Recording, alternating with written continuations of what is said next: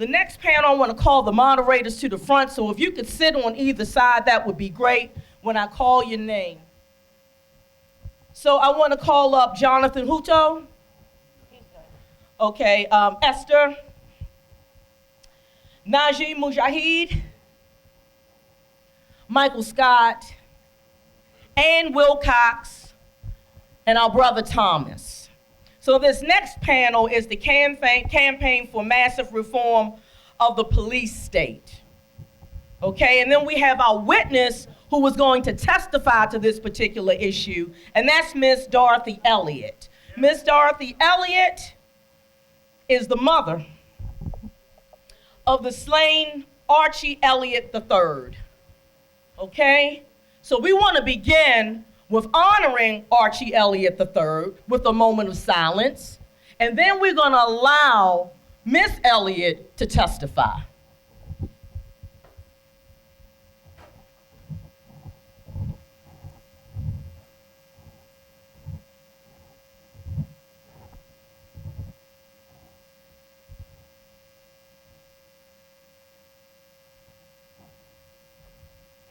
Okay, Ms. Elliott, the floor is yours. Good afternoon, everyone. Good afternoon. I'm Dorothy Cobb Elliott, and I represent Archie Elliott III. I had a difficult time last night tossing and turning, trying to figure out what I would say because there's so much to be said about my son and about what happened. So I asked Artie's 34-year-old brother this morning, I said, John, pretend that you are going before the committee today and just say what you want to say about Artie. So these are his words. Very outgoing, his eyes radiate warmth, his smile could light up a room, very protective of mom and little brother, dearly loved family and friends, hard worker, even as a teenager and adult, loved doing construction work, even in unbearable heat. Eagerly looked forward to finding the lady with whom he could start his own family. He was at that age, and he was just beginning to live his life at 24 years old. He took great pride in buying gifts for his little brother and his mom, outgrew his shyness as a little boy to blossom into a very outgoing, jovial adult. He could be the rock star at family gatherings as he did his comical dancing. He was so much fun and looking forward to a happy, productive life.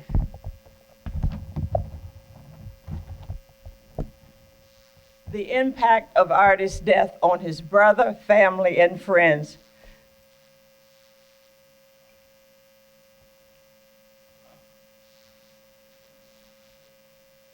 I actually lost part of my life when Artie died. My world was turned upside down. No more laughter, no more hugs, and no more looking up into his eyes as he looked down into mine. At 6'1", weighing 164, heads turned as he entered a room. 1,000 times I heard, "He is such a handsome young man." There were many days when it seemed like I lived a nightmare that never ended.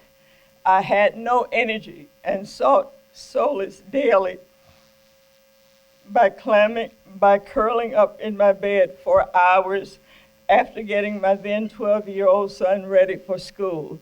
After John returned from school, I continued the routine of preparing meals, helping with schoolwork, and preparing for the next day.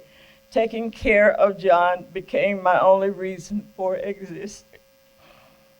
Many days I cried uncontrollably just thinking of how Artie was killed. Many times in church, the sobbing and tears flowed. I had no control of the floodgate. I felt a little embarrassed, as I do right now, but I always felt relief after a big cry. As time went on, I found motivation in seeking justice for Artie, visiting the site where he was killed and holding prayer vigils at the intersection of Kipling Parkway and Marbury Drive in District Heights near the Municipal Center. We did this for 6 consecutive months on the 18th of June. This gave me a feeling of connection with Artie. The vigils gave me a purpose in seeking more witnesses who may have been in the area when those 14 bullets entered my son's body. It also created local print and media attention as we sang, prayed, and reflected on our personal interactions with Artie. Artie was killed the day before my birthday. It took my nephews a long time for them to get me to agree to having a birthday party. They said Artie would want you to have a big celebration, and we did have a big celebration. A reporter from the Washington Times came out to visit and talk with me at that time. We love you, Artie. We miss you. We continue telling your story and getting contributions for your scholarship fund. My heart grieves for Artie's best friend, who was also killed in a motor accident on the same day that Artie was killed. His girlfriend called me and said, I want to tell you about, I can't even think of the young man's name now that was killed. And I just sobbed. I said, well, I thought you were calling to tell me about Artie, who was killed also on the same day. And my heart also grieves for Michael Donald Reed, who was killed 18 months or 20 months after my son was killed by one of the police officers who killed Artie. Long live the memories of Artie, of all of our lost loved ones. Justice for our sons and daughters. And I have a quote, point of view can depend on where you sit. Justice is a condition that requires those who suffer the least to speak out the most. And I would like to say again that we appreciate young people getting involved, and older people still need to be involved. We need a diverse group. We need everyone to pull together so that justice will come for those who are not being treated fairly. Thank you.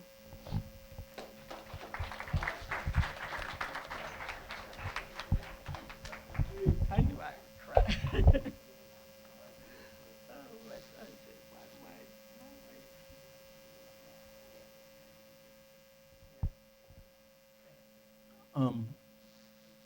Just as background, I want to say this about Archie Elliott III.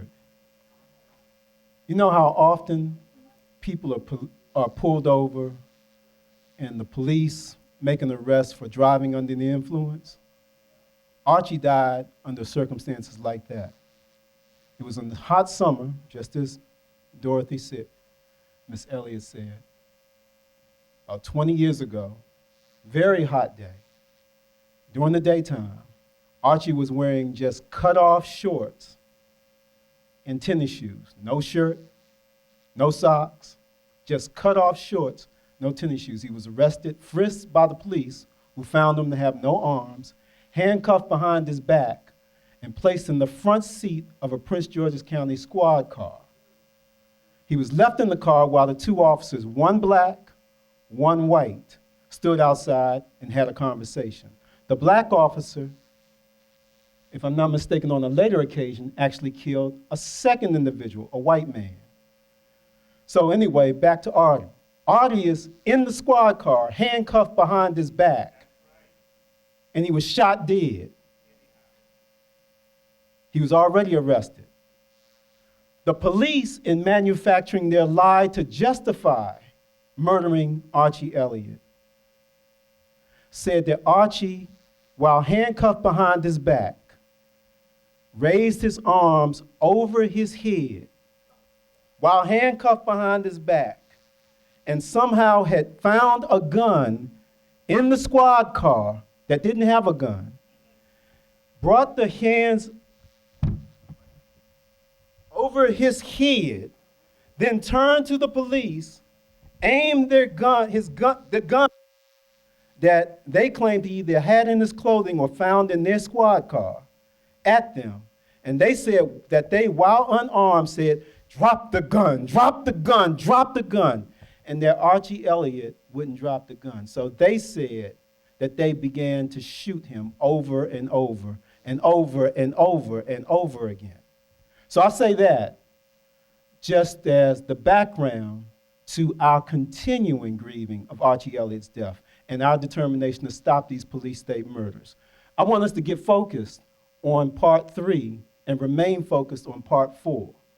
Part 3 has as general actions just this: lobbying the city council, because they can regulate this, to change the laws; lobbying the Maryland General Assembly, because they can change the laws in Maryland to deal with this; putting on DC a ballot initiative to deal with this; lobbying Congress to actually stop funding for state and municipal governments that allow police state murders to go unpunished.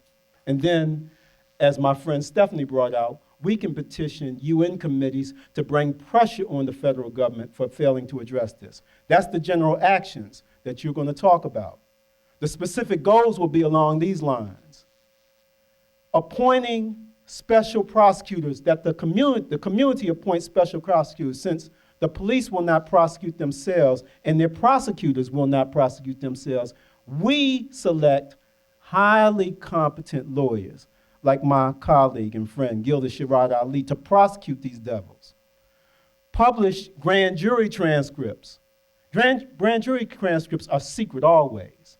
There should be an exception, at least we should think about whether there should be an exception when the police murder citizens or others.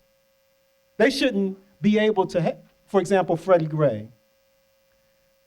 We will never read those transcripts unless a judge or some other high-ranking government official orders their release. And I think if we read that, we might see many more lies than what we've heard already. Number 3, require the immediate interrogation of police when they're suspected of committing a crime or when they've witnessed a crime. Now, we might have a little deliberation on that subject from one of the lawyers in this group.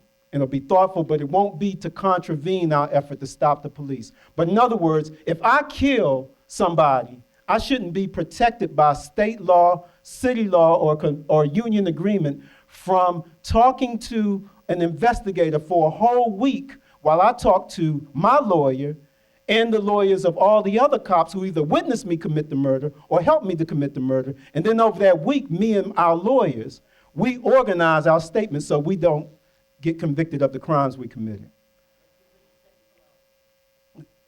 Gilda said it perfectly. Get rid of the 72-hour rule. Then number 4, this is real deep. Take away the guns from police. They don't need them for office work, police stops. They don't need them for traffic stops. They don't need them for nonviolent distress calls. They don't need them for suicide threats. In the District of Columbia, many people who are suffering from grave clinical depression and are about to kill themselves are stopped from killing themselves, not because a psychiatrist or a social worker, a mother, father, or spouse persuades them to stop, but because the police arrive before the proper psychiatric practitioner, and they intervene and kill the person who's sick and wants to kill themselves before the person kills himself or herself. They don't need guns to deal with suicide threats. Immediately fire police who refuse to be interrogated. Now hold it, by this, they preserve their Fifth Amendment right. Gilda will stand by that, Audrey will stand by that, Najee will stand by that, Stephanie will stand by that, I will stand by that. But the Fifth Amendment right says that if I commit a crime or I'm suspected of a crime, I don't have to answer the police's questions and then have my statements be used against me when I'm being tried for what I've been accused of. Beautiful. Let's keep that. But they have a government job. And when they are accused of killing you or me, they should not be protected in their job by saying, hold it, I've got a Fifth Amendment right from incriminating myself. No. I don't have to incriminate myself so I can keep quiet. But, okay, Mr. Ruffin, Officer Ruffin, if you don't want to answer questions, that's fine, you have a right, but you are immediately fired. Mr. Ruffin, you saw when Mr. White was shot down and the police shot him. Can you answer the questions? I need to talk to my lawyer first. Well, that's fine. You have a right to do that. You have a right to do that. You don't have to answer our questions, but you are immediately fired for not providing immediately truthful information about the homicide that you witnessed. Okay, then the next one. union protections for their misconduct, not just refer to one. Next, and I have a good union lawyer. I have a real good union lawyer, my former leader, that's right, Ms. Bowser. So I know she will have insight into that. Okay, then give a community board with victims the power to subpoena, investigate, and fire cops when they commit any form of wrongdoing. Let's not leave that to the chief of police, the mayor, the city council, or a civilian complaint review board that's really run by the police. In federal money, all subsidies for courts, prosecutors, police, and prisons where in that jurisdiction or in that state, police misconduct goes unpunished. So for example, let's look at Missouri, where we had the tragedy with Michael Brown. And let's look at Baltimore, where we have this ongoing problem that's resulted in Freddie Gray's death. Why should federal money be used for any police state function until Maryland and Missouri get their act straight? Then lastly, for DC, photo radar and photo red light, that money goes straight to the police department. Now, I know some people think that that's a great mechanism for stop speeding and running red lights. I actually hate it. But this is what I suggest. Let's stop the photo radar and photo red light program since it's used exclusively for funding the police. Just on that. So those are the suggestions. You can have other actions, but we're disciplined on this one because we don't want to close out before we finish. What you say to the moderators under Stephanie's leadership is to figure out how we, signing on to a campaign, will stop police state murder, at least in DC. Stop torture in DC. Stop beatings in DC. Stop frame-ups in DC. That's what we're talking about. No speeches, right, Adjua? No speeches, no remarks on the side, about something that's interesting but not on point. Just how we as a group and our groups that we represent will come together under the leadership of the National Lawyers Guild, DC chapter, the National Conference of Black Lawyers, DC chapter, and other groups, along with Gethsemane Baptist Church's congregation, to end police state violence and other acts of misconduct. Focusing on that. And we're going to Congress, the City Council, for Maryland, the Maryland General Assembly. Thank you very much. So we have about 30 minutes in this session. I want to start off by allowing the moderators to speak first. I'm just going to go in order. I'm on here as a moderator. I'll give my strategies at the end, but I want to start with you, Esther. Okay, so I wanted to mention 3 things really quick. The first thing I have down is what I mentioned earlier, and that is for this organization to connect with the Movement for Black Lives and the policy that they just, the platform, I'm sorry. Put my glasses on, I can't even read my writing. The platform that they just adopted, and it has 6 parts. End the war on Black people, reparations, invest in safety, divest from harm, economic justice, community control of the police and our just general community, and political power. And I think that it has a really good framework for all the issues that we're discussing. So I just think that in terms of us talking about a mass movement and everybody working together, that's a way for the people here. And I looked on the endorsement list, and the National Conference of Black Lawyers is on there. So there are people who know about the platform. So I would just encourage us all to go to the website, which is policy.m4bl.org, policy.m4bl.org, and you can endorse that as an individual and also as an organization. So if you represent a group here, you can go in and endorse for the group, or you can also endorse as an organization. 50 organizations work for more than a year to come up with a platform, and I think it's something that we can all get behind.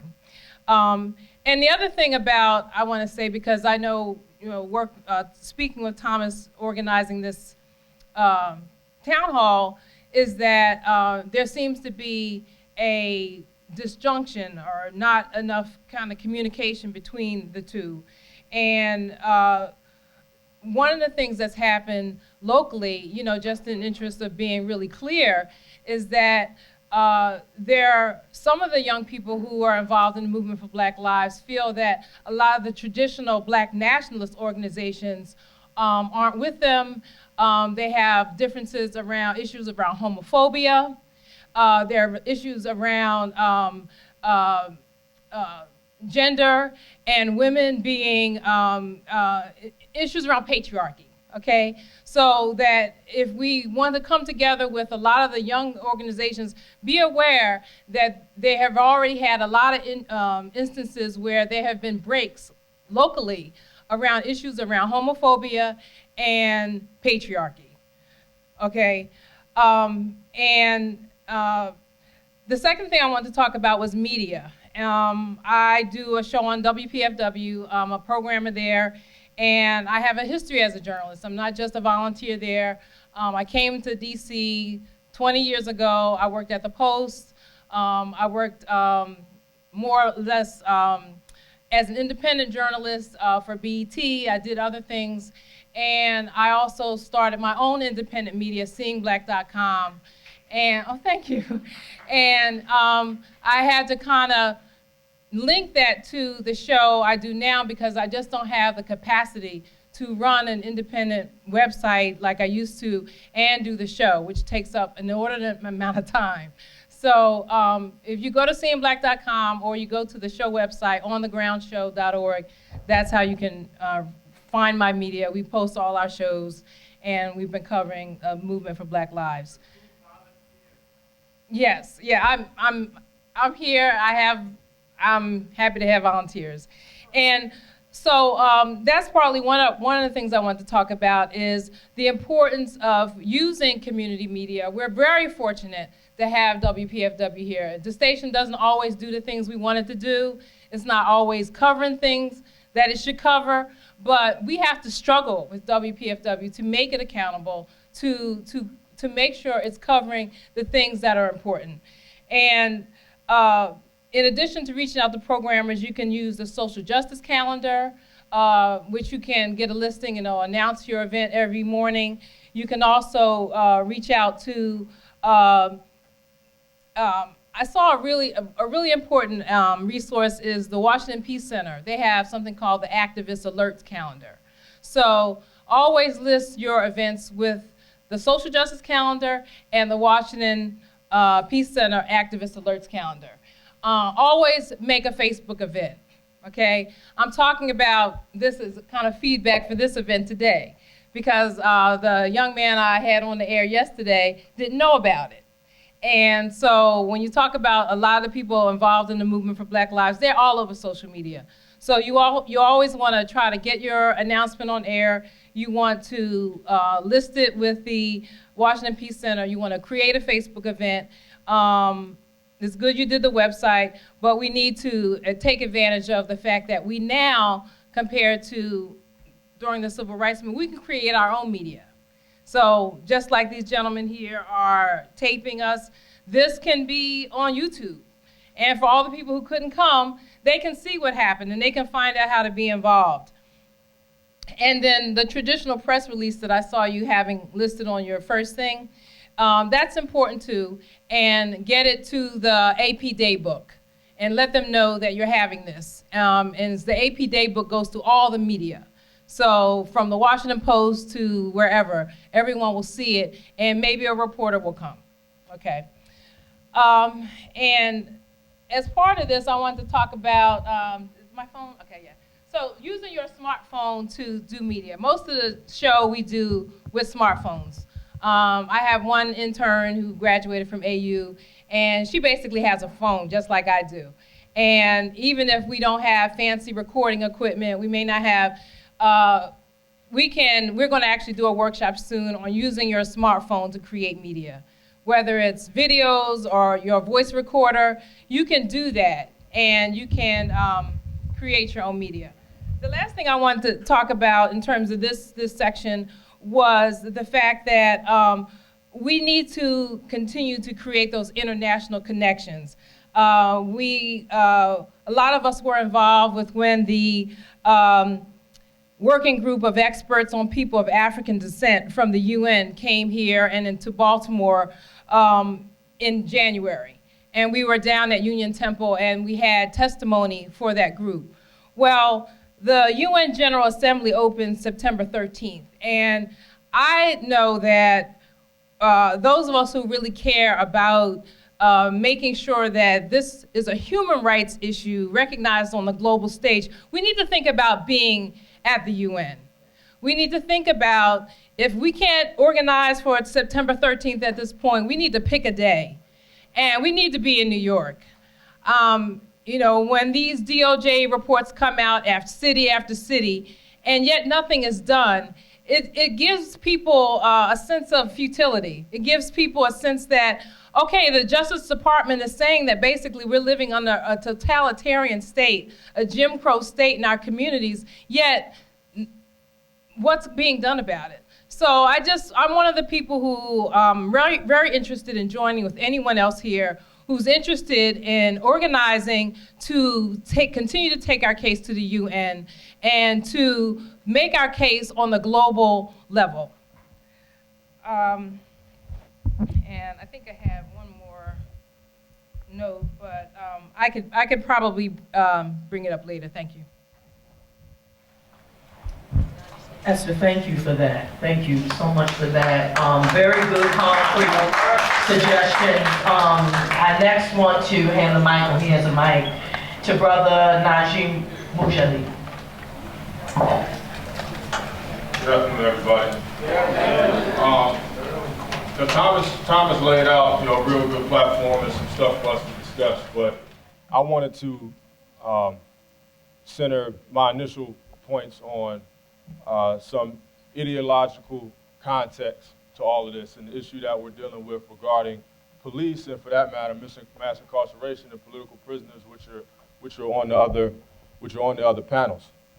First of all, as Thomas mentioned earlier, this is Black August, and it was part of the reason why this particular month and time was chosen to have this program. And I don't have time to go into all of what Black August is, but I will say briefly that as a result of George Jackson's and others' works in California fighting against the prison system there, Black August has come to be an opportunity for us to reflect on our collective past struggle for justice and to recommit ourselves to the same thing.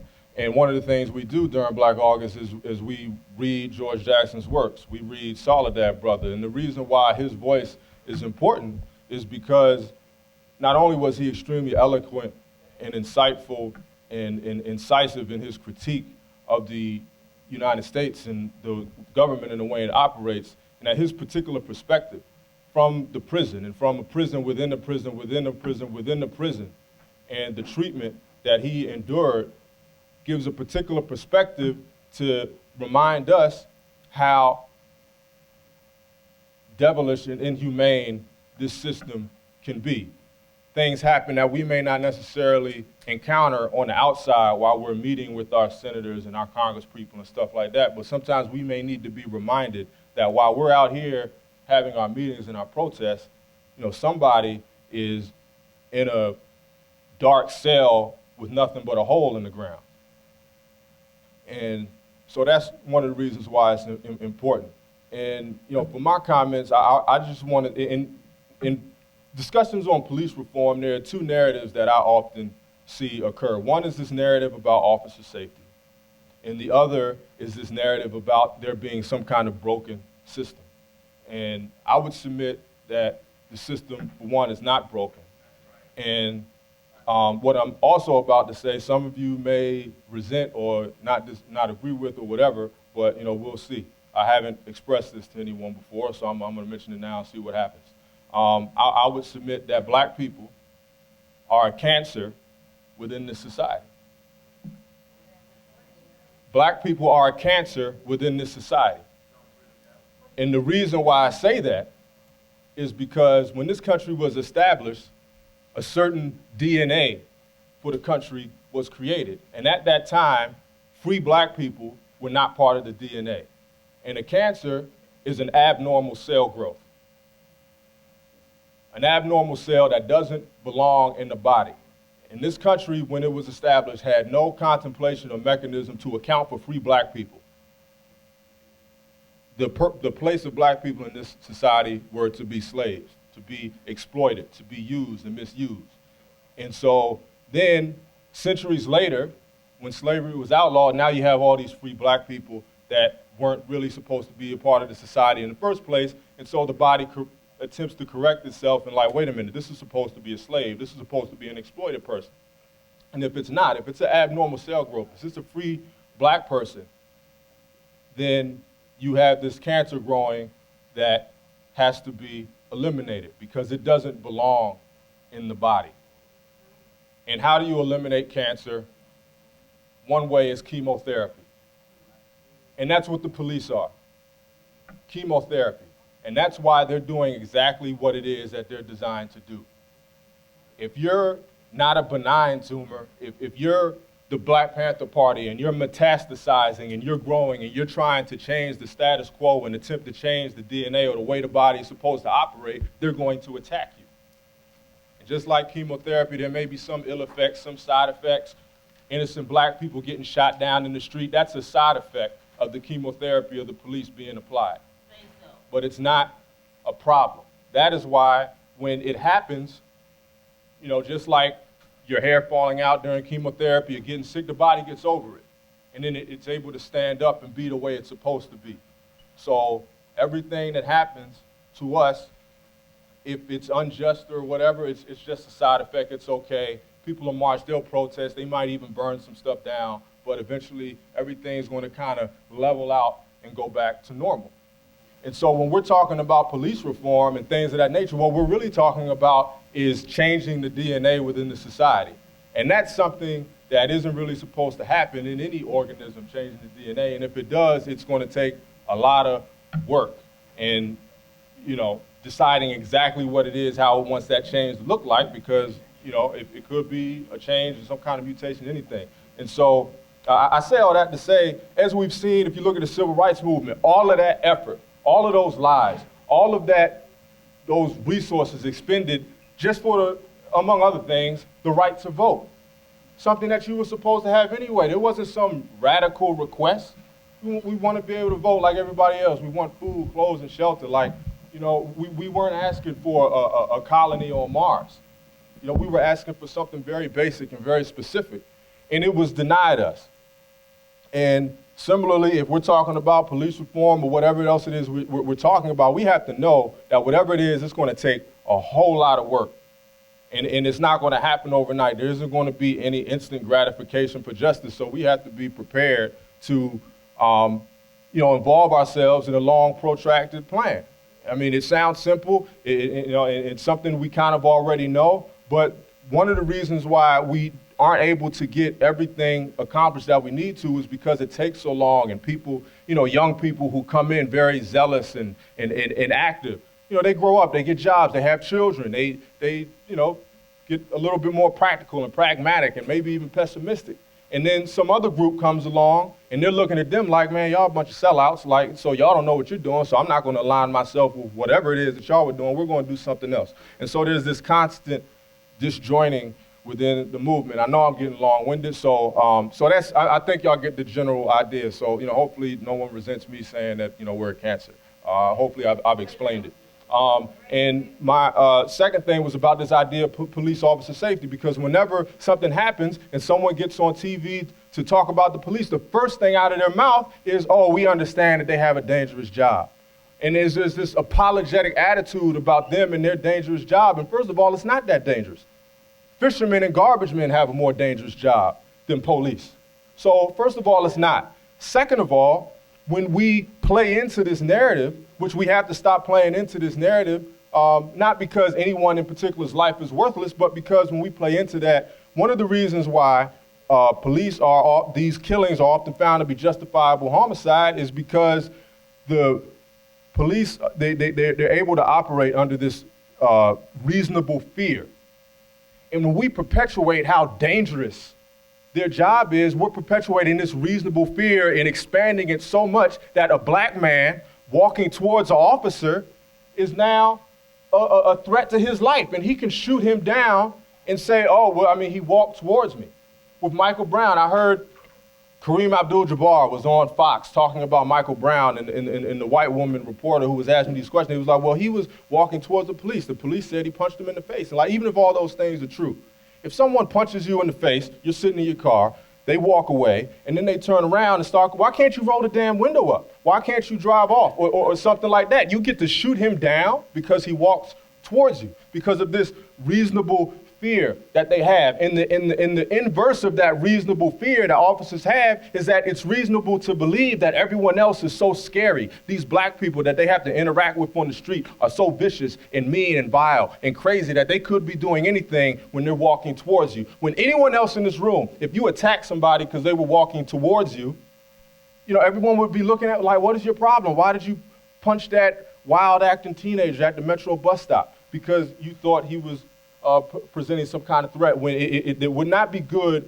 for anyone else. But the reason it's good for them is because of this idea of reasonable fear, and that, everyone else is so scary and they need to protect themselves at all costs. When really you put on that badge, you took that gun, and you implicitly agreed to deal with whatever danger that there may be out there. And actually, it's the safety of the community that is of paramount concern, not the safety of the police officer, even if that particular part of the community is armed, even if they are doing something that's particularly dangerous, that person still has a right, I would say, to go home tonight, which is the phrase they use. That person still has a right to go home tonight too, maybe even more than you, because it's your job to keep people safe, not your job to keep yourself safe. If you want to keep yourself safe, be a school teacher or something like that, or a gardener or whatever, a blogger. So, Okay. Thank you for your time, and Thank you, Brother Najee. Thank you.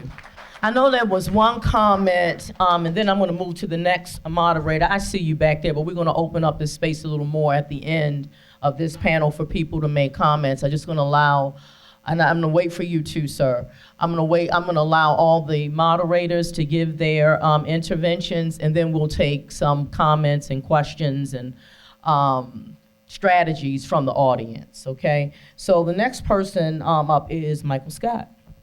All right, I'll get to it quick, folks. So y'all know about Baltimore. What I want to lift up is a couple of things. I mean, brother, you said we're a cancer. I like to think that they're a cancer and we're the antidote, but I get what you're saying, so I'm with you on that, though. But I appreciate that. We often say that we are the Matrix, right? I don't know if you know that movie, The Matrix. We're the red pill, right? We're disconnected from that poison body. I think the work that we're doing in Baltimore, first of all, is framed that economic violence precedes physical violence, right? And it's really important to note that, because people, there's a large economic apparatus that keeps all this stuff in place, right? We know Michelle Alexander's work, but where it really comes down to the political process and power, too, is the fact that there's been 17 dissent decrees, right? And about half of them are not having desired effect because they are being blocked by the political economic interests of the Fraternal Order of Police, right? So the contract negotiations specifically do not allow the consent decrees as they're written and potentially implemented to be implemented. And so part of what we're doing, what we're asking you to do, is be very clear on who you target, and that is the FOP. And this nonsense that, yes, there are a lot of dangerous jobs, but actually being a police officer, there's never been a time where police officers were more safe in the country than right now. So it's actually being less difficult to be a police officer. That argument that they always put forth doesn't even make sense. But the point is that we want to separate the police officers from the union. And we're supporting unions to say this is not about union bustings. The way that these police unions are not operating in the spirit of other unions. So let's not buy into that false argument, right? But they are, and so we've gotten some support. So we're if you want to support our work in Baltimore, and we're aligned with Black Lives Matter. We don't have a particular, we're kind of like DC in that regard. Y'all got your own swagger, right? My aunt was head of secretary of DC Council, so I know DC got its own thing and its own swagger. She was there for years under Barry. And so I grew up coming to DC almost every other weekend. And we kind of have our own thing too, but we're aligned with Black Lives Matter strategy folks, but we do our own thing. And so we have a large coalition, the Campaign for Justice, Safety and Jobs. It's justicesafetyandjobs.org. And it's grassroots folks, it's union folks, and really targeting the police unions to say, look, we can't implement, and we've documented now what we've already known, that we live in a police state in Baltimore. That wasn't news to us. That was like telling us water is wet. But now we've got it documented in black and white by the feds, but now we want the feds and we want the government to fix the government when the government was the problem in the beginning, right? So the issue is, how is civil society's power built? And the greatest obstacles to us and in all the other consent decree cities is this FOP contract negotiation. So I would urge you to think about that, to target that, to be very specific. And we have to tie the existential existence, the life and death existence that we heard Ms. Elliott talk about with her child, to the life and death of political life and death of our elected officials. It's got to be just that straight clear. Like, people are dying, and you will not be around to do your job if you continue to let these special interests in the form of the Fraternal Order of Police expressing their economic interests to shut down what otherwise could happen. Because that's what's happened in all these other cities, is that we know what needs to be done. The elected officials know what needs to be done, including the CBC. But then the FOP digs in their pockets, and they say, yeah, all right, okay, well, check this out. And then they shut us down. And that's happened over and over again. So that's the other piece. I think I'm going to pause there in the interest of time. But I think that notion that these economic interests are deeply entrenched, and until we deal with that, and we deal with the lever point and the pressure point, and we paint the picture of who really is our enemy in this, and it's not all police officers, but as represented by the FOP, it is very consistently so. Thank you. Thank you, Michael, for keeping to the time constraints. So I want to reiterate this. I know there's several people that want to make comments. I see you all. And so as we close out, I'm going to let all the moderators speak their piece, and then I'm going to open it up, okay? So, Ann Wilcox? Thank you. I will talk a little bit about the demonstration support. A lot of you have seen the demonstrations out in the city for Black Lives Matter and other groups. And as you know, in DC, it's actually pretty easy to have an unpermitted demonstration. You take the street, and basically the police start blocking the adjacent streets, so you just move on down the street, which is actually, an advance since we had some mass arrests for the IMF a few years ago. So they changed the law, allowed people to have those unpermitted demonstrations. But in a lot of other cities, there's also been demonstrations where they block freeways and, maybe take more radical actions. And in Baltimore recently, they actually arrested a group that went down to block the freeway, and in fact arrested some legal observers who were the people with the green hats. And those are the people that you think are usually okay in terms of monitoring the demonstration, and they were also arrested. And that's one thing the Lawyers Guild does a lot of, is training these green hats, and we go out and make sure that we keep an eye on what the police are doing, what their response is, try to track all the arrests and support people.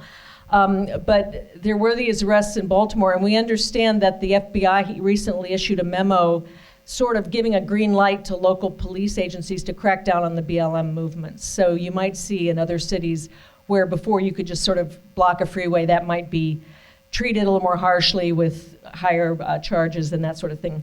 A couple other quick things. You've got criminal law reform, and I should let Gilda talk about this, but things like for the assault on a police officer for impeding arrests in DC, that was called an APO, which is a very strict thing to have on your record, and they are rewriting the law so that will not be considered. If you resist arrest, that's not necessarily called an assault on a police officer. So that's an advancement. Also, we've had pressure in DC against jump outs. I think Chief Lanier had backed off on the issue of jump outs, and also body cameras. And she's leaving anyway, so after 10 years. Also, body cameras, that isn't always solve our problems. As we saw with the Eric Garner case, that was fully caught on tape, and there's still been no indictment. But at least it helps provide some evidence if you have a prosecution. You've got that body camera footage. And then really quickly on grand jury reform, there is a grand jury reform effort. That came from the old, the idea that the king was indicting people, so you wanted to have a jury of your peers, but that's something that was maybe needed 300 years ago, and we really shouldn't have grand juries now. And so those are my comments. Thank you very much. Thank you very much, Ann.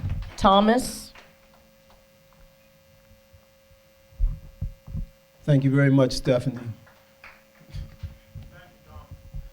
Thank you, I appreciate that. What I want to do is, with help from my friend Rivka, National Conference of Black Lawyers member, who's actually from Los Angeles, and I actually want y'all to give her a hand. Yeah. She's in New York for a few weeks doing some work, making sure her beautiful, very intelligent daughter goes through her second year of college in New York City at the new school in Lower Manhattan.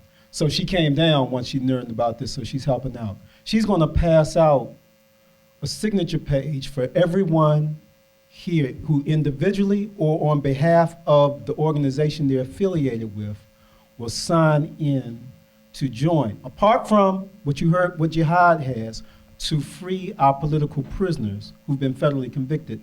This is to target the DC Council, and if we have the proper arrangement with Stephanie, the Maryland General Assembly, and the Baltimore Council for actions to change the law so that these cops are not liberated in their desire to just go around hunting people, black particularly, but everybody else. Keep in mind, the police state in this country kills at least 3 people every day. Typically, one of those 3 are black folk. That's what we're trying to stop. And we're not talking about the Chicago torture. We're not talking about all the other stuff. We're not talking about Freddie Gray being tortured to death.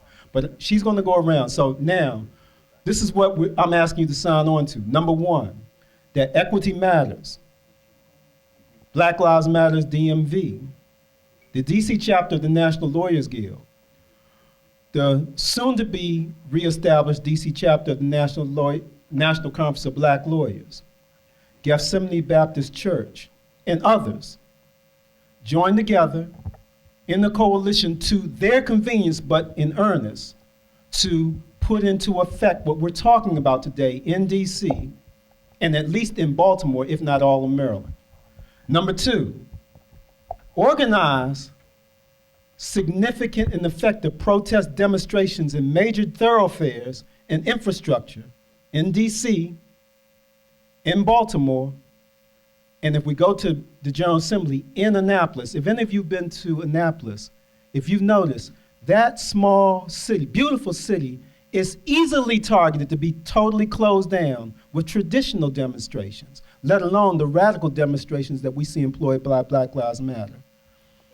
Number 3, we don't go to the legislatures with our cries in the street. Now I don't mean crying in the street, I mean our protests in the streets. We go to the legislature with the bills in hand that we want them to pass. So in other words, when we're marching, blocking traffic, or otherwise inconveniencing this police state, we are demanding, both with lobbyists before them and by our actions in public, that they pass what we give them. We're going to deal with them, if we do this, like the billionaire operations on Wall Street deal with Congress. They give them the legislation that Congress passed. They don't say, we want you to protect us, or we want a favorable arrangement. They write out the arrangement in detail, and Congress passes it.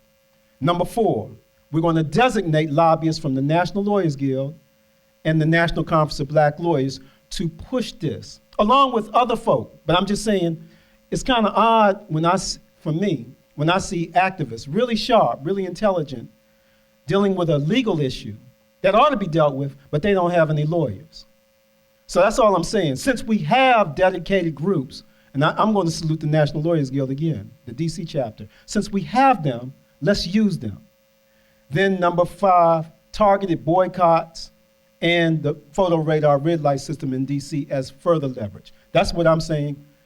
Olympica's going to go around asking that you sign on, and then what you're going to address is what Najee put forward, what Ann put forward, what Stephanie's going to lead us in, and what all of you are going to comment, whether you do this or not. That's what's on the table.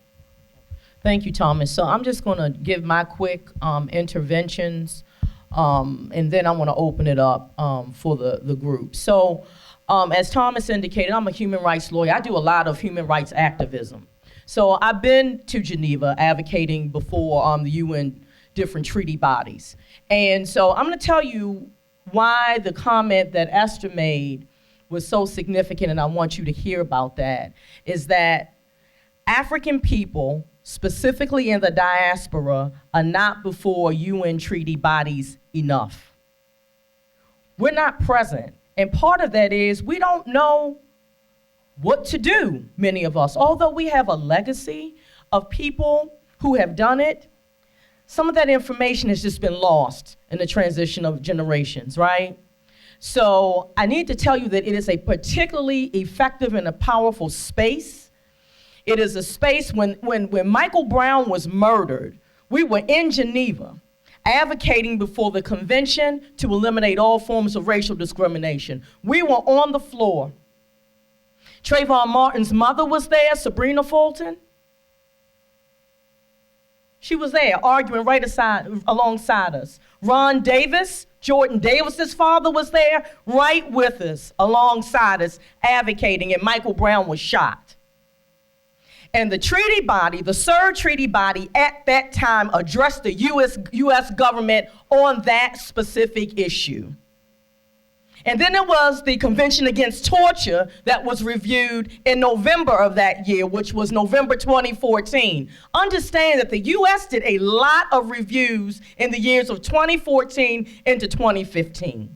And so without taking up a lot of time, because it can be pretty involved, I want to say to you that we need to offer this. Some of us that have this information, this expertise, we need to hold community workshops on what are human rights and how do we utilize the human rights mechanisms to take our issue to the global stage.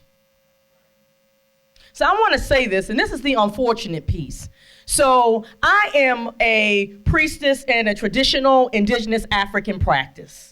And what we are seeing is that our people are being ebos. They are being sacrificed for the greater good, right? This is what is happening. So what is happening is this. We got our community members, our men and our women, they're being murdered. But you know how many other issues are affecting African people in this country and throughout the diaspora and on the continent? It's not just about criminal justice. As someone even indicated to me before, that criminal justice is kind of the catch-all system. They start with our children, okay? So I'm saying this to say to you that we need human rights education workshops that I specifically would love to work on, along with other people who know quite a bit about human rights. And Brother Jihad, you've spoken at a number of human rights spaces where I've been.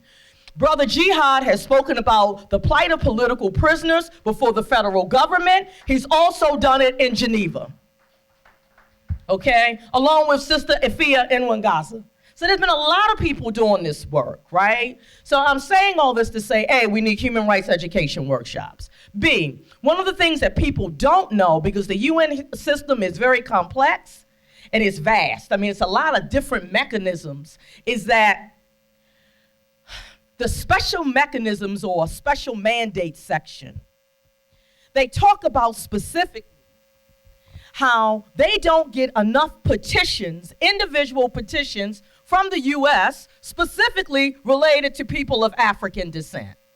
So what do I mean specific petitions? I mean petitions that clearly lay out by directly impacted people a human rights violation. So there's been a whole movement around the right to water and sanitation here in the U.S. We know what's happening in Flint. We know what's happening in Baltimore. We know what's happening in Uniontown, Alabama. People are organizing, right? People are organizing. They want videos about those human rights violations so then they can address the federal government, our federal government. This is, okay, I'm glad you asked that question. So we know, right, that any constitutions that the U.S. signs or any member state or country signs is supposed to be the supreme law of the land. The treaties, right. It's supposed to be the supreme law of the land, okay? So this is what we have. The U.S. has ratified. Ratified means they were signed, and 2/3 of the vote of the Congress passed it, okay? That we have, I'm sorry? You got me exactly where I'm going. So 2/3 of Congress have voted, well, we have approved 3 treaties and 2 protocols, okay? So the International Convention on Civil and Political Rights has been ratified by the U.S. government. The International Convention on the Elimination of All Forms of Racial Discrimination has been ratified. The International Convention Against Torture has been ratified.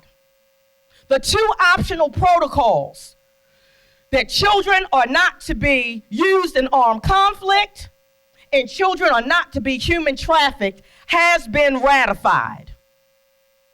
We got CEDAW, the Convention on the Elimination Against Discrimination Against Women, has not been ratified. The CRC, Convention on the Rights of the Child, has not been ratified. There are a number of treaties that have not been ratified. The U.S., in fact, has been one of the most powerful member states or countries who are part of the UN who have ratified the least number of treaties in the world, and then we boast about U.S. exceptionalism. Well, this is it, so I'm going to go to it. So this is it. There needs to be accountability by the people, by civil society, to hold the government accountable for those things. This is all 3. And this is the problem that we're having right now, brother, is that we're like, okay, is it binding? These treaties are supposed to be the law of the land. They sign them and they're up in air. But unless we put pressure on them as civil society, which we are, they're not going to implement any of these things. This is true. And you need to know, if you did not know, this is the UN declared on January 1st, 2015 through December 31st, 2024, the International Decade for People of African Descent. With the theme being recognition, justice, and development. This town hall that Thomas organized is part of one of the initiatives. It's part of the initiatives, I think, that, and it's being taped, that we need to allow the UN to know that we are doing. We have to organize around these issues. It's accountability. We have a lot of activists, a lot of advocates who are going out. They're arguing before the UN. They're arguing before various treaty bodies. They're arguing before special mechanisms groups. But we got to hold the U.S. accountable, okay? Esther mentioned it. The UN Working Group of Experts on People of African Descent. They were here in January, and I want to tell you, you need to Google their preliminary findings. UN Working Group of Experts on People of African Descent. They gave a press conference was January 28th, 29th, here in Washington, D.C. They came to 5 cities. They came to Baltimore, D.C., New York, Chicago, and Jackson, Mississippi, and New York City. That's where they went. So I was lead organizer in Baltimore. My brother back here, Michael, was a strong advocate in that space, okay? There are a number of us that organize around the country regarding the UN Working Group of People of African Descent, bring a number of issues to them. They called out reparations. And then they got attacked for it. Read that document. That document is a good blueprint to start your advocacy on your human rights awareness and advocacy on what you can do. Okay, so those are my suggestions. I'm going to leave that there. If you have any questions, I am chair of what's called the Ubuntu Council. It is a council that is dedicated specifically to the International Decade for People of African Descent. We're here in the U.S., but we connect with Black people, African people all over the world, okay? You can check us out. It's just a webpage. I need a lot of help, thedecade.org. If you're interested, see me afterwards. So then I'm going to open up this conversation for the next 10 minutes. There are a number of people, and I'm going to give you the order because they were kind of signaling me before, and I want to get some of the ladies in who had not spoken. So I know this gentleman came first, you was second, you were third. There was somebody else, and there was a lot of women too. I see you, Brother G. I ain't going to lose you. Okay. Okay, so remember your numbers. I said 1, 2, 3, 4. We got 5, 6. Okay. Okay, 7. So can we keep it to 8? Can we keep it to these 8 comments? Only because we got one more panel. I'm sorry, I don't like to do this, but 30 seconds. All right, hit it. Keep track of the time for me. Yeah.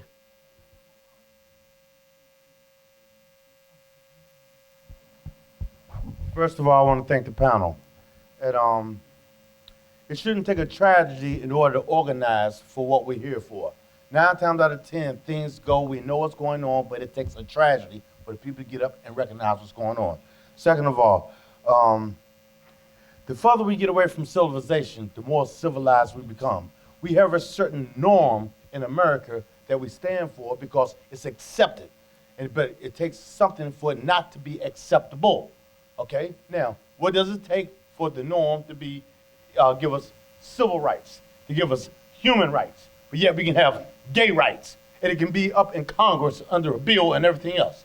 Okay? Now, if you're going to have rights across the board, it shouldn't matter where you come from or what you do. Rights are rights, no matter how they have to do it. Now, as you were saying, my sister, what we need in order to organize is just not bodies, because then the power that be will come out here and stop us. We need to have a paper trail. We need to start soliciting, like everyone else said earlier, and send paperwork and have it returned to us so we can have documented evidence and that we didn't decide to wake up this morning and do this. This has been going on forever. When y'all gonna get tired? Thank you, brother. Ronald Harden. Thank you. Okay, my number 2 is right back here in the white T-shirt. Yeah, I just wanted to address organizational capacity. There's an old saying, after all is said and done, more is said than done. And to make another quote of a person that I always say, he said, pick battles small enough to win, but big enough to matter. One of the things I would like to see come out of this whole thing, I've been counting, there have been at least 50, 60 people who've come through here. And the question is not, to me, is not what happens here, is what's going to happen after here. So one of the things I would like to see done is that all of these efforts cannot be done through volunteer efforts. We are going to have to sometime pay people and have full-time activities going on by paid people to get specific things done in specific time periods. So we need to have an organization that is paid, and I've been doing some numbers. If we start out at $25,000 a month, we can probably have 1 and 2 full-time, part-time employees if we start more, but we can get started with that. That's $300,000 a year, 25,000 times 12. Okay, if we got 25 people to put up $10 or 1,000 people to put up $25, we can get there.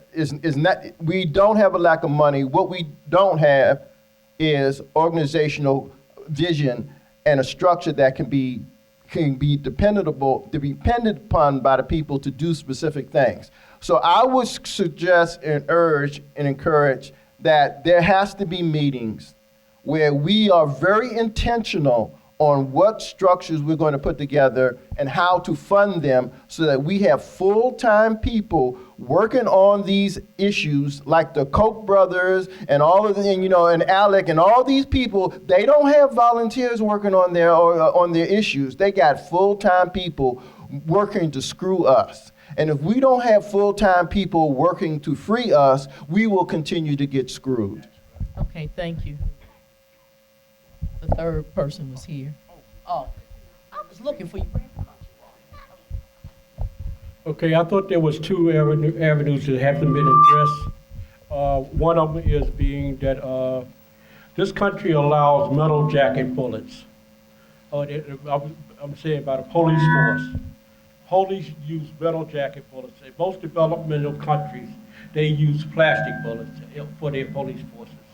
And I'm wondering why it hasn't been approached to change the so-called ammunition that these police forces use to plastic bullets.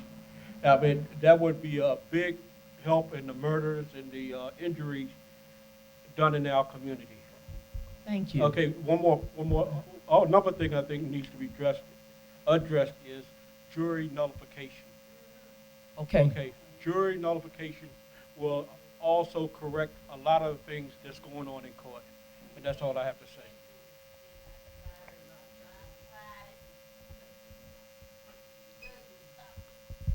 Okay. Okay, sister, please. Hi, my name is Sister Shawn. Is your mic on the bottom? Hello. Yeah. Okay, and I'm with a relatively new group. I think I was hearing some numbers here, 20 years, 15 years, but our group is actually only 2 years. And we're called the 1 Million Conscious Black Voters and Conscientious Contributors. You may know some of our co-founders. They've been in the fighting game a lot longer than we have, but it's Professor Jim Klingman. He's the current author of the book Black Dollars Matter, and that was actually written before the whole wave of the Black Lives Matter.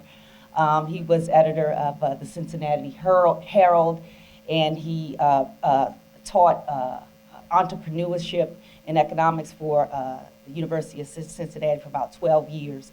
The other co-founder is Amifika Geuka, and you may have not understood or known how he's kind of made a name himself, but he was the only black in West Palm Beach, Florida.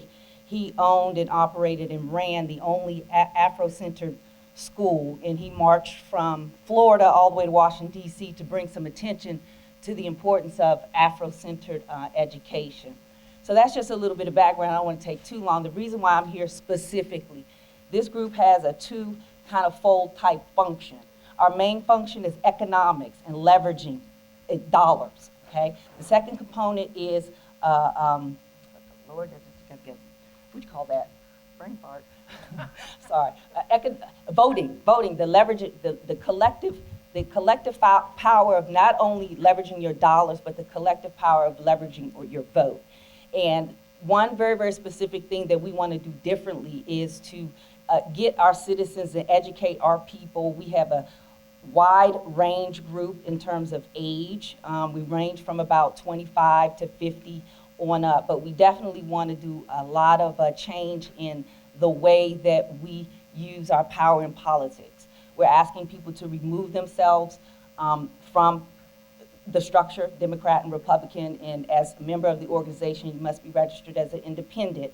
In addition to that, something that we're trying to do and change and get especially our millennials to know is that nothing concedes power without demand, in cliche, right? And we have specifically, and we need to understand, Frederick Douglass, teach me, thank you. So what we're trying to do is, teach is to, when we go to nominees, runner-ups, local elections, that we need to go with a list of demands and a list of planks.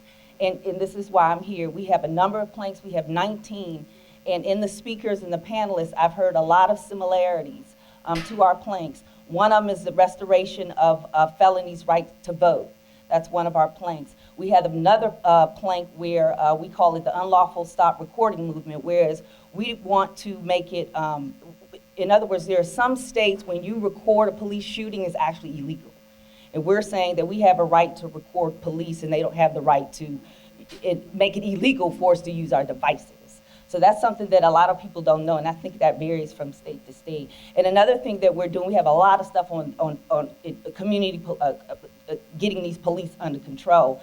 Another thing that's really interesting is that one of our planks is what we call, we would like to do some preventive action in terms of policing versus counting the bodies afterwards. And one of those things is we support a legislation. I don't know if you heard Gerald Sanders, the Leah law, the unlawful uniform right. And we've actually already been to Capitol Hill and helped her lobby on that. And that's what we do. So if there's anything that you need us to, right, if there's anything that we just want to network, if there's anything that you can use us to support these bigger organizations and these more seasoned organizations, we invite you to learn about our group. I have some information here, and I'd be glad to share it. Yeah, and we also have a conference coming up in Atlanta where we have representatives in about 15 states. And another important thing that was in terms of these policing that we're also trying to push, that they should be have to purchase misconduct insurance. Just for instance, just like a doctor, you go to surgery, you're supposed to cut the right hand, you cut the left. So when these families and mothers are experience unlawful policing and misconduct, that they have recourse in some sort of economic reprieve. So is there a web address or a phone number or something that people can contact you? Oh, Yes, okay. Yes. I am one of the million.com. I am one of the million.com. 1 Okay. million conscious black voters. Thank you, sister. Thank you. There was another sister back here.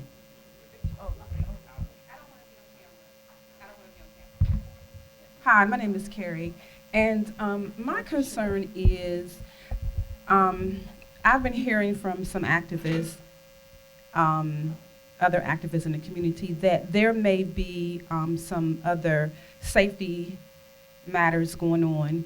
So what are we doing for emergency preparedness? Like, what are we doing to, what are our efforts towards emergency preparedness in the event that, some things occur and we may find ourselves in a situation where we need to be prepared to defend ourselves, not necessarily armed defense, but or just to be prepared in terms of food, shelter, that kind of thing. I think the sister raises a really good question. Michael wants to answer that for you. And then we have you, and then I think Randy, then you. Yeah, and I don't have a direct answer, but I think you raised something that's very important. There's a sister out of the Gulf area, Pinchon Battle. She does, anyway, she was educating us about the Stafford Act, about the Stafford loans.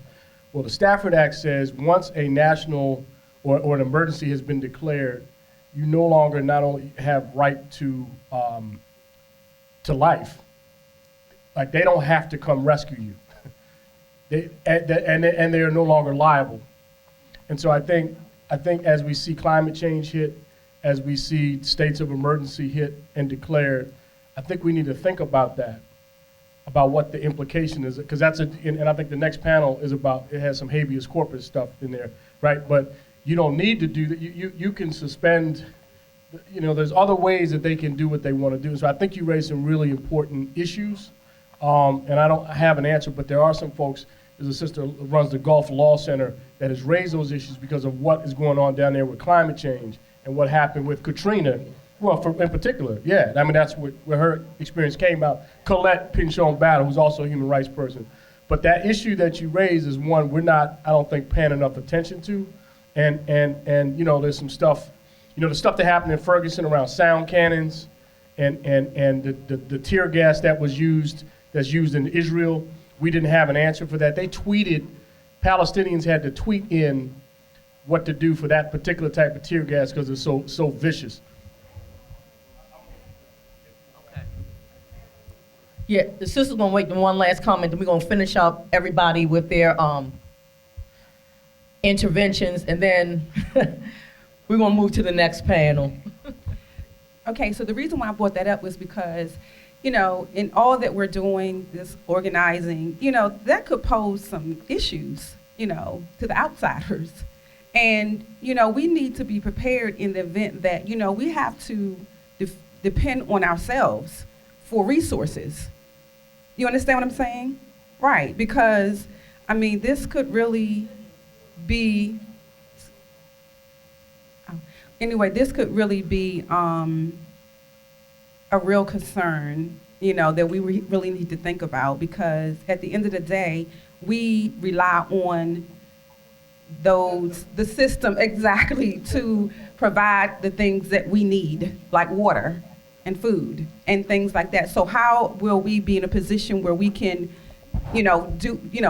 go do our fight and not depend on, because that could be a means by which they try to stop us, because they know that we're dependent on that. So we need to really think about the emergency preparedness issue as a, you know. Thank you, sister. I think that was a really good issue. Okay, so. I'm sorry? We got quite a few people. So look, you got 1 minute. And so now I'm gonna be a little mean. You got 1 minute. So now you're gonna make the real sister stuff come out. 1 minute. No, I didn't say anything. Oh, 1 minute. No. Oh, cause yeah, it was the brother here. Brother Jihad. It was Brother Jihad next. Then it was you. Then it was you. Yeah. All right, keep on going to help me. Okay, okay. So really, peace everybody again. I just want to, I guess I'm going to put my comment to the side, but just, when we come back from Geneva and all these places, what my dear sister is saying, that we're not at the organized level to capitalize off of those favorable international responses. So you get all this powerful international response, and you come back and say, oh man, we don't, which leads me into this brother's comment here, is that somehow, Brother Thomas and everybody, the money aspect, the lack of a movement to really move us along like the 60s and 70s, the other motivation, you're gonna have to start paying. I can't get to another city on another conference because I don't have no money. Did you hear that? We don't have any money. And without a revolutionary movement or a cultural movement to buoy us up like the 60s and 70s, where we just vibe off of everybody together, we're just moving like a mountain. Short of that, it's just you as an individual. You go back home, sister go back to Cali, you go back to Baltimore, whatever, and I'll go back home to Richmond without no money, and this trip didn't cost me, and there you go.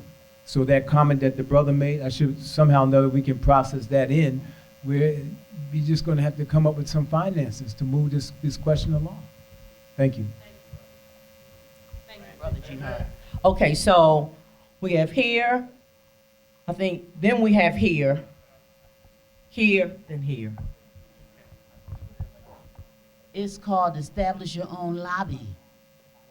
We can have the poor people's lobby or the black people's lobby, but we establish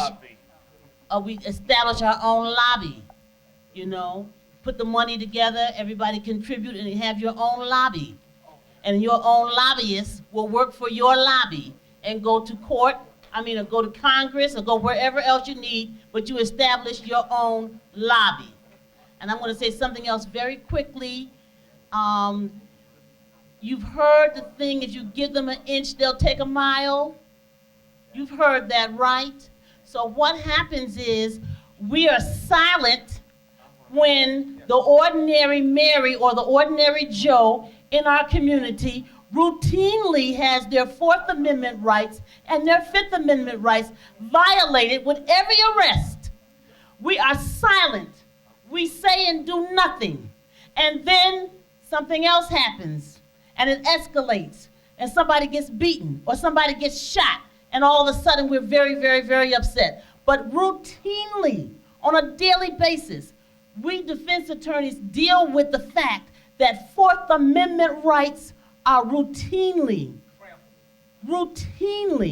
denied to people of color in this country. It is a travesty of justice, and it has to be dealt with. And we can do it best when we have our own lobby. You heard it. Thank you. Who said, okay, Brother Randy. I'm going to try to do this in two.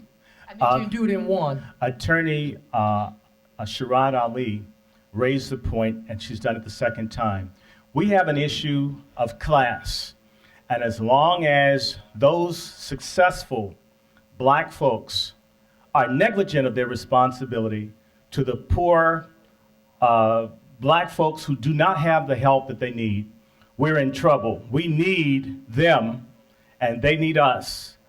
The other thing is we must establish something to protect the most vulnerable population, which is black women and girls in our society. Thank you, And we have to deal with this. It is the elephant in the room that our community, our women are being terrorized by the men within and the males and others from without. And our movement, if we remember, it was Rosa Parks. It was a sister that was treated like she wasn't a child of God. we have to rediscover our most important asset is our women. If we're not focused on protecting our women, we're basically engaged in intellectual masturbation. I have 3 suggestions. 1, there's an international code that says when police officers can use a firearm. We have yet to go to the international community and go after the police for even using the shooting for anybody. There's an international law which they can be jailed and prosecuted. Number 2, we should use international attention to get people to boycott buying American goods or coming to the United States. Don't buy America where there are 3 Ks in it instead of 1 C. And last but not least, the elephant in the room, the Roman Catholic Church. The police, the Fraternal Order of Police, all of these groups have an overwhelming Roman Catholic influence. We should be going after the Vatican and the bishops here in the United States for allowing their Catholic followers to mass kill our women and girls and men and boys. And I'll say one last thing. For the state of Maryland, for you from Baltimore, the great-great-grandson of the assassin of Abraham Lincoln is Mike Miller, the senator, the president of the Maryland Senate for nearly 50 years.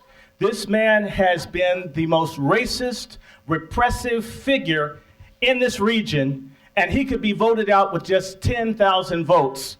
And forgive me, there are 2-3 million blacks in the state of Maryland. It's inexcusable that we allow a politician like this, who even tried to get Freddie Gray's child moved to Eastern Shore, and when he couldn't do that, then they corrupted it. We can target and destroy the careers of these people, but we have to, last but not least, remember the Roman Catholic Church and the bishops. Yeah.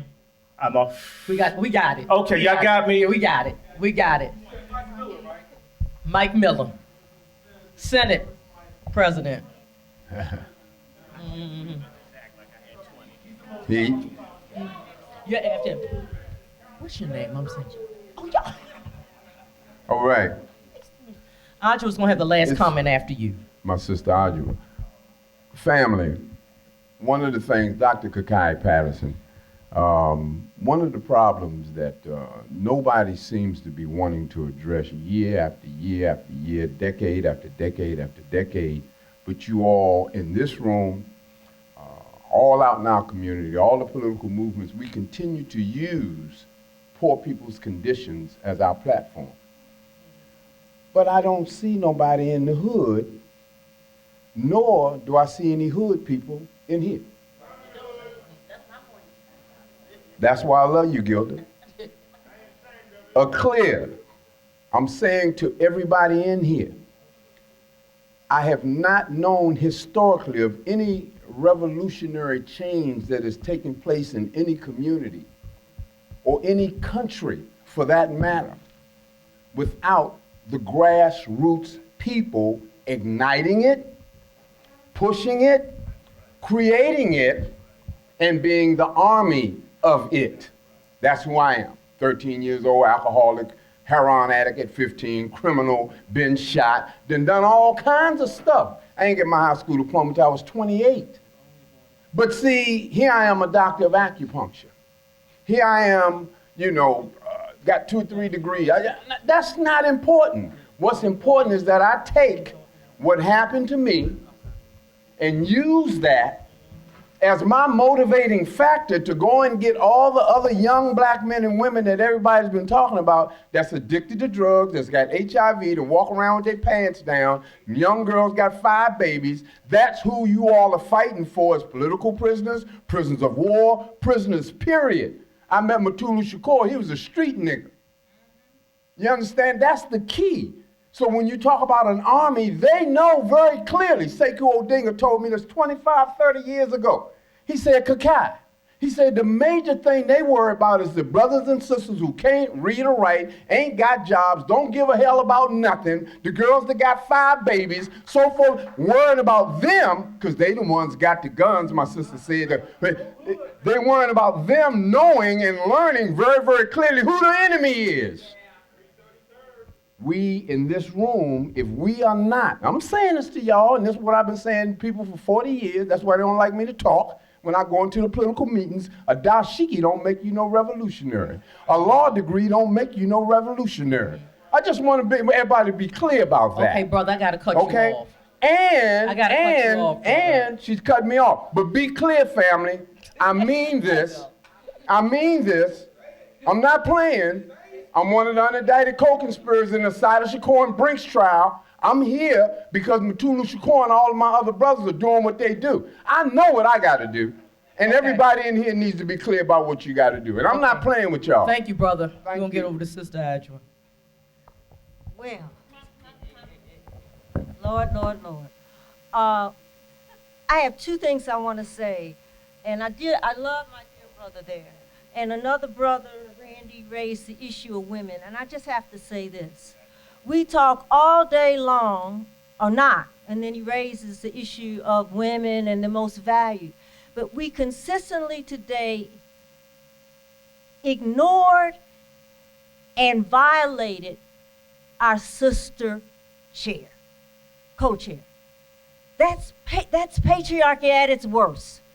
I mean, we can talk about what happens outside this room, but when she asks people to stay to a certain period of time, and y'all just bulldozed over her, all while you talking about women, that to me is something we have to clean up our act. We have to clean up our act. She's chair. She said 1 minute, and she asked people to stop, and you kept going. That's violence. Whether we want to, it's not physical violence, but it is totally ignoring and maintaining and upholding patriarchy. And that's unacceptable. I'm sorry, it's unacceptable. Sister, I gotta tell you thank you. Because when Brother Robert would say stop with his heavy male voice, you would stop. Exactly. But when I asked and I tried to be polite, you kept going. And even when you weren't trying to be polite. And it's happened to me over the years. And many of y'all know how long I've been in this movement. There you go. We need to quit. Now, the other thing I wanted to say, I really want to say, I didn't mean to say this, but I had to say it. Thank you. This young man laid out a fundamental way of looking at our situation, and he talked about it. I think you used the word ideology. It can be the basis upon which we understand the fight we have. Because what he said in an analogy I hadn't thought of, and that's great because we're supposed to learn from everybody, but we've all talked about, is that we are not acceptable here. We were only acceptable when we were enslaved. So the fight is the fight. He called it a cancer, but it's not, it's a fight for either we want to be a part of this, which some of us do, but we have to understand that they don't want us to be a part of it. It is the cancer, or we don't. And the analysis, I think, and ideology has to underpin our actions. Otherwise, we're going all over the place. Okay? Yes. The third thing I think is, and we're going to talk more about this when we talk about in NCBL's conference in October. There are various actions to address, not control, the police state. Legislative. We have to look at, are there legislative initiatives that we need to be behind to say, for example, in Arkansas, I just came back from Arkansas, and we're pushing the, I'm trying to go fast, the disparities in criminal punishments. And we're trying to get legislators to say, before you pass a bill, you have to look at whether this will be a disparate impact. There are other things. I think we can mix the traditional and the non-traditional, but we can't forget that we have some basic tools that we can look at from the legislative, executive, and all of that, in addition to, I believe, getting in the street. Thank you. Thank you so much for those kind comments. And thank you. You're absolutely right. Okay, so we're in the last panel now. I'm going to turn this over to Thomas, excuse me. I'm thinking about somebody else. Turn this over to Thomas.